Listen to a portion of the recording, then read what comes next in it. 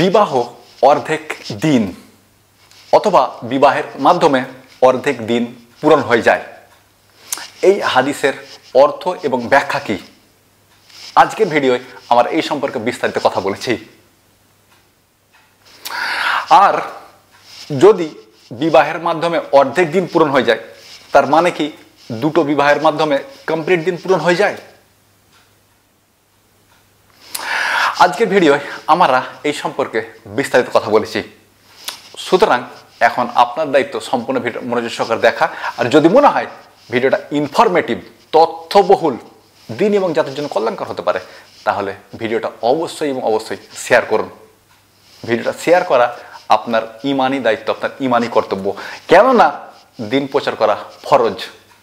আমি আমার দায়িত্বটা পালন করেছি, শেয়ারের মাধ্যমে আপনি আপনার দায়িত্বটা পালন করুন। আর সম্পূর্ণ ভিডিওটা দেখার পর আপনার কি মনে হলো, আপনি কি মনে করলেন, আপনি কি ভাবলেন, সেটা অবশ্যই আমাকে কমেন্ট করে জানান। তবে আমি জানতে পারবো যে আমি আপনাকে বোঝাতে পেরেছি কি না। এছাড়া যদি আপনার বা আপনাদের কোনো প্রশ্ন থাকে, খুবই কঠিন প্রশ্ন, মারাত্মক কঠিন প্রশ্ন, যে প্রশ্নটা কাউ করতেও পারছেন না, নিজে উত্তর খুঁজে পাচ্ছেন না, এরকম প্রশ্ন থাকলে ভিডিওর কমেন্টে করে ফেলুন। ইনশাআল্লাহ আপনার প্রশ্নের উত্তর দেওয়া হবে। দুটো শর্ত রয়েছে।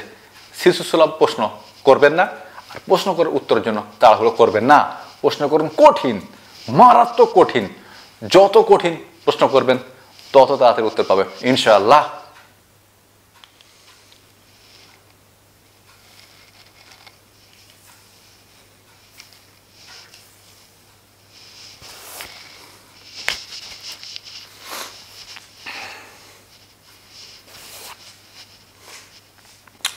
আসসালামু আলাইকুম। আমাদের একজন ভাই শেখ আসগার আলী ভাই প্রশ্ন করেছেন যে আসসালামু আলাইকুম। ওয়ালাইকুম আসসালাম। তারপর ভাই বলেছেন যে বিয়ে করলে দিনের অর্ধেক পূরণ হয়ে যায়, এই ব্যাপারটা একটু আলোচনার মাধ্যমে বুঝিয়ে বলবেন। তারপর শেষে ব্র্যাকেটে লিখেছেন আপনার নিয়মিত শ্রোতা ও ভক্ত। দারুণ ভাই, আপনার প্রশ্ন করার স্টাইলটা আমার খুব ভালো লেগেছে। জি ভাই, আসলে এটা একটা হাদিস। এটা রয়েছে মিসকাত হাদিস নাম্বার 3096, যেখানে মুহাম্মদ বলছেন যে ইজা তাজাওয়াজাল আব্দু ফাকাদ ইস্তাকমালা নিসফাদ্দিন। বান্দা যখন বিবাহ করে তখন তার দিনের অর্ধেক পূরণ হয়ে যায়। তার মানে এইটা নয় যে আপনি বিয়ে করে ফেলবেন আর অর্ধেক দিন পূরণ হয়ে গেল, ব্যাপারটা এমন নয়।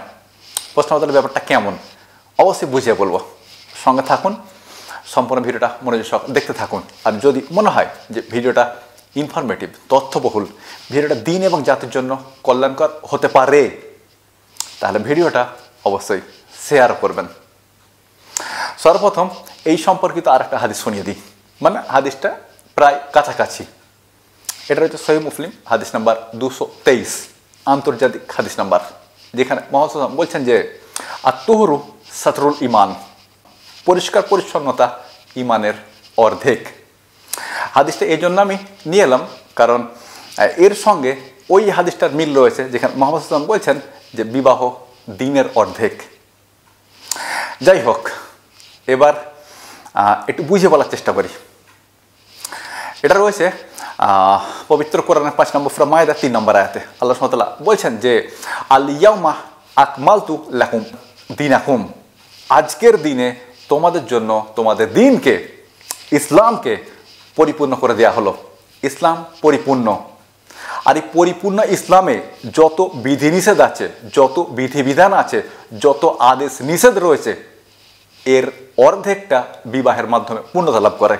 এই জন্য মুহাম্মদ বলছেন যে বান্দা যখন বিবাহ করে তখন তার দিনের অর্ধেক পূরণ হয়ে যায়। উদাহরণস্বরূপ, ইসলামে সন্তানের অধিকার রয়েছে, আর এই অধিকার একটা দুটো নয়, বরং একাধিক। এর লিস্টটা অনেক লম্বা। এটা শুধুমাত্র বিবাহের মাধ্যমেই পূর্ণতা লাভ করতে পারে, কারণ বিবাহ ছাড়া আপনি সন্তান পাবেন না। সন্তান না পেলে সন্তানের হকগুলো আপনি আদায় করতে পারবেন না, আর হকগুলো আদায় করতে না পারলে আপনি নেকি পাবেন না। হক আদায় করবেন, আপনি নেকি পাবেন। হক আদায় করবেন, আপনি ইবাদত করছেন। হক আদায় করবেন, হক আদায়ের মাধ্যমে আপনি ইবাদত করছেন। যদি আপনি বিবাহ না করেন তাহলে সন্তান পাবেন না, সন্তান না পেলে তার হক আদায় করতে পারবেন না, হক আদায় না হলে নেকি পাবেন না। হক আদায়ের মাধ্যমে আপনি ইবাদত করছেন, যদি সন্তান না হয় আপনি ইবাদত করার সুযোগও পাচ্ছেন না। তো এরকমই অর্ধেক বিধিনিষেধ, ইসলামের অর্ধেক বিধিনিষেধ, অর্ধেক বিধিবিধান, অর্ধেক আদেশ নিষেধ বিবাহের মাধ্যমে পূর্ণতা লাভ করে, অর্ধেক ইবাদত বিবাহের মাধ্যমে পূর্ণতা লাভ করে। এটাই হচ্ছে হাদিসের মূল বক্তব্য, যে বান্দা যখন বিবাহ করে তখন তার অর্ধেক দিন পূরণ হয়ে যায়। আমার মনে হয় ব্যাপারটা এবার পরিষ্কার। যাই হোক, এখন এই সম্পর্কিত কিছু আয়াত আপনাকে দেখাতে চাইব। তার আগে প্রশ্ন হবে যে আমরা কি নিজ পছন্দে বিবাহ করতে পারবো? এই প্রশ্নের উত্তর হলো হ্যাঁ, নিজ পছন্দে বিবাহ করা যায়। এই সম্পর্কিত আমার ভিডিও রয়েছে, 2-4 দিন আগে বানিয়েছি, গিয়ে একবার দেখে আসতে পারেন। এরপরের প্রশ্ন হবে আমরা কি প্রেম করে বিবাহ করতে পারবো?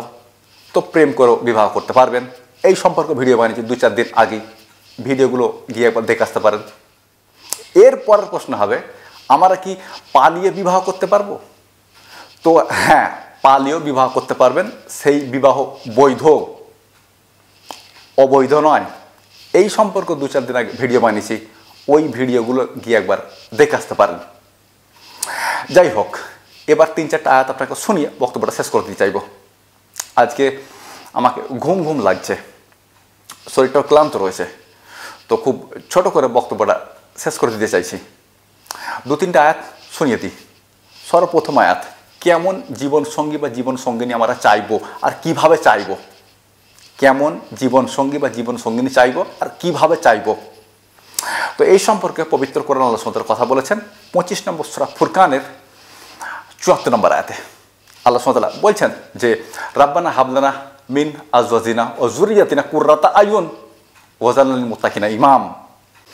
যারা বলে হে আমাদের প্রভু, আমাদেরকে এমন স্ত্রী অথবা এমন স্বামী দিন এবং এমন সন্তান সন্ততি দিন যাদেরকে দেখলে আমাদের চোখ জুড়িয়ে যাবে, কুররাতা আয়ুন, যাদেরকে দেখলে আমাদের চোখ জুড়িয়ে যাবে, ওয়াজআলনা লিল মুত্তাকিনা ইমাম, এবং আমাদেরকে বানিয়ে দিন মুত্তাকিদের নেতা। আমরা যারা বিবাহ করিনি, এই আয়াতটা সকাল সন্ধ্যে পাঠ করা উচিত, আল্লাহ সুবহানাহু ওয়া তাআলার কাছে প্রার্থনা করা উচিত জীবনসঙ্গী বা জীবন সঙ্গিনী। আর যাতা জীবনসঙ্গী বা জীবন সঙ্গিনী নয়, যাদেরকে দেখলে চোখ জুড়িয়ে যাবে, এমন জীবনসঙ্গী বা জীবন সঙ্গিনী আল্লাহ থেকে প্রার্থনা করা উচিত। প্রশ্ন হবে কেন প্রার্থনা করতে হবে? এই সম্পর্কে আল্লাহ সুবহানাহু ওয়া তাআলা পবিত্র কোরআনে কথা বলেছেন 30 নম্বর সূরা রুমের 21 নম্বর আয়াতে, ওয়া মিন আয়াতিহি আন খালাকা লাকুম মিন আনফুসিকুম আজওয়াজান লিতাসকুনু ইলাইহা। আল্লাহ সুবহানাহু ওয়া তাআলা বলছেন যে আল্লাহ সুবহানাহু ওয়া তাআলার অন্যতম নিদর্শন হলো তিনি তোমাদের মধ্যে থেকেই মানে মানব জাতির মধ্যে থেকেই তোমাদের জন্য সৃষ্টি করেছেন জীবন সঙ্গী বা সঙ্গিনী, লিতাসকুনু ইলাইহা, যেন তোমরা তার কাছে প্রশান্তি পেতে পারো। আমরা আমাদের বউয়েদের কাছে বা বউরা স্বামীদের কাছে শারীরিক এবং মানসিক প্রশান্তি লাভ করে। এখন প্রশ্ন হচ্ছে এটা কেন জরুরি? তো এই সম্পর্কে আল্লাহ সুবহানাহু ওয়া তাআলা কথা বলেছেন পবিত্র কোরআনের 2 নম্বর সূরা বাকারা আয়াত নম্বর 187-তে।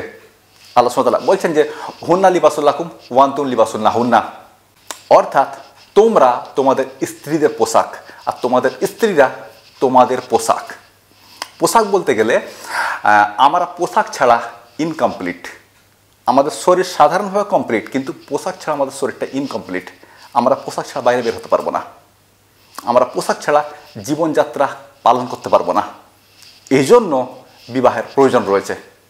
আর বিবাহের প্রয়োজন এই জন্য রয়েছে যাতে করে আমরা শারীরিক ও মানসিক প্রশান্তি লাভ করি। আমার মনে হয় এবার ব্যাপারগুলো পরিষ্কার। যাই হোক ভাই, এখন যদি আপনার মনে হয় যে ভিডিওটা ইনফরমেটিভ ছিল, তথ্যবহুল ছিল, ভিডিওটা দিয়ে এবং জাতির জন্য কল্যাণকর হতে পারে, তাহলে ভিডিওটা একটু কষ্ট করে শেয়ার করুন। দিন প্রচার করা আমার ওপরে যেমন ফরজ, আপনার ওপরেও তেমন ফরজ। আমি আমার দায়িত্বটা পালন করলাম, এখন আপনি আপনার দায়িত্বটা পালন করুন। ভিডিওটা শেয়ারের মাধ্যমে দিন প্রচারকের ভূমিকা পালন করুন। মুহাম্মদ সাল্লাল্লাহু আলাইহি ওয়াসাল্লাম বলেছেন বাল্লিগু আন্নি ওয়ালাউ আয়া, সহিহ বুখারী হাদিস নাম্বার 3461। মাত্র একটা আয়াত হলো তার প্রচার করো। আমি তো ভিডিওতে কমপক্ষে 5-7টা আয়াত এবং 2টা হাদিস শুনিয়েছি।